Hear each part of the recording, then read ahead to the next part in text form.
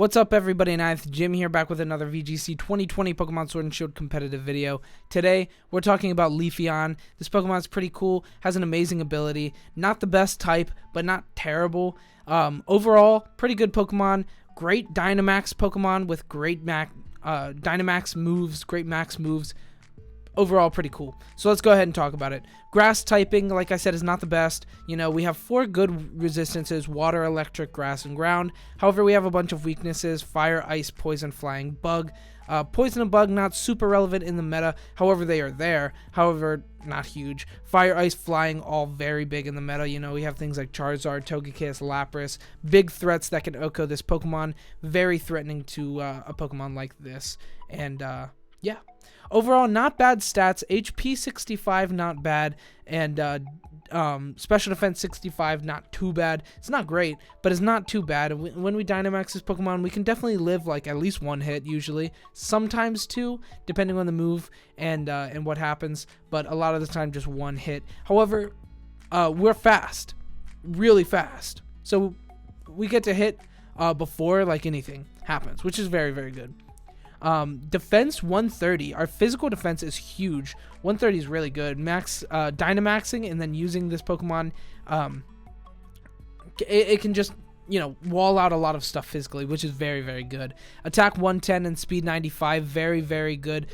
Physically offensive Pokemon. Very fast. Really good Pokemon in general. And it's pretty cool. It's not amazing, but it's pretty cool. I think in some cases it's better than Venusaur, which is currently the most used chlorophyll user. However, this Pokemon's Dynamax potential is very, very good.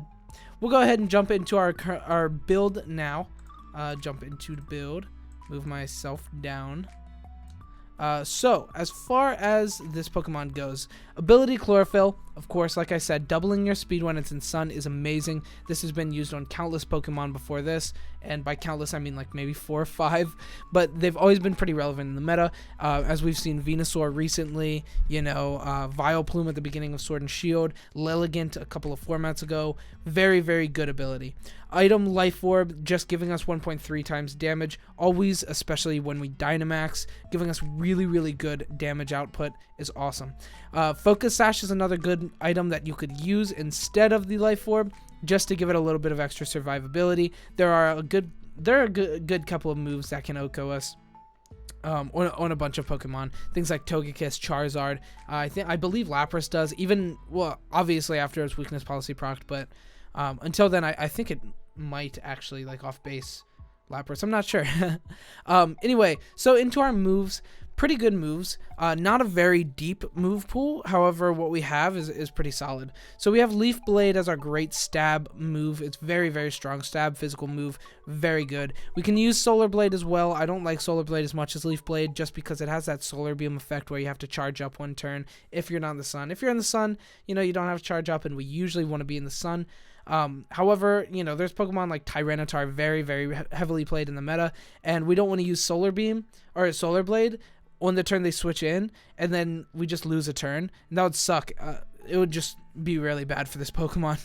Other than Leaf Blade, we have Dig and Iron Tail. Both of these are really good for your max moves, giving us Max Quake and Max Steel Spike, being able to benefit all of our defenses and special defenses, the Leafeon and whatever it's partnered with at the time, potentially things like Togekiss, the other fire boys that like the sun, and so on and so forth. They are great max moves and very, very good. And then for our last move here, we have Swords Dance, which turns into Max Guard when we Dynamax, and we're expecting to Dynamax a good bit with this Pokemon. So you're able to use Swords Dance beforehand for like a buffer turn if you have Togekiss out, get a little big, and then just get actually big by Dynamaxing, and then just kill everything with Life Orb boosted stab. Good or just good max moves after a Swords Dance. You're able to take huge key knockouts, huge key OHKOs after a Swords Dance, and it's just very, very good. And like I said, it turns into Max Protect, Max Guard, which is very good. Our last move here is a flex move, X Scissor. This is just a good bug move that you can use in place of any moves if you don't want to use them. It also becomes Max Flutterby, which is not bad. Into our stats. So our stats are very, very basic. Attack 252, and then speed 252, and then we're also adamant nature, since we don't really need to be jolly because we're doubled speed. 147 times 2 is 294, getting huge, absolutely insane speed. Only a few things relevant. Only a few things outspeed us, and most of them are like pretty not very prevalent in the meta. So yeah, pretty good. Leafeon is pretty cool. It's very, very fast, very strong, and pretty solid. We'll go ahead and talk about some speed tiers here. So, whoops. As far as our speed tiers go, I don't have many because we're insanely fast and there's not like much of a need. So here we are up here at 294 with Sunny Day active. If Sunny Day is not active, we're down at 147, getting outsped by a lot. You want Sunny Day to be active, definitely with this Pokemon. It's a big deal. So 294, the only things outspeeding us is Scarf, Dragapult, which is very not like relevant at all. You know, you never see that. Dragon Dance or Max Airstream, you know, maybe, but that's after a turn, so it's all right. Hawlucha, Unburdened, that's going to be outspeeding us every time. It's not super relevant in the meta. It's a very good Pokemon, don't get me wrong, but we don't see it too frequently. And then Barraskewda under Swift Swim will outspeed us. Obviously, if Swift Swim is active, then Rain is active and Sunny Day is active, and then we're getting outsped. So yeah, those are a couple of things that just outspeed us and kind of suck. But Pokemon that we outspeed are very good. Excadrill at 280 with Sand Rush. If it's Adamant, if it's Jolly, Sand Rush, nobody plays that. But if that is, you know, if they're playing it, then they're going to outspeed us. But usually when you see an Excadrill across the field, you pretty much know that you're outspeeding it if Sun is active.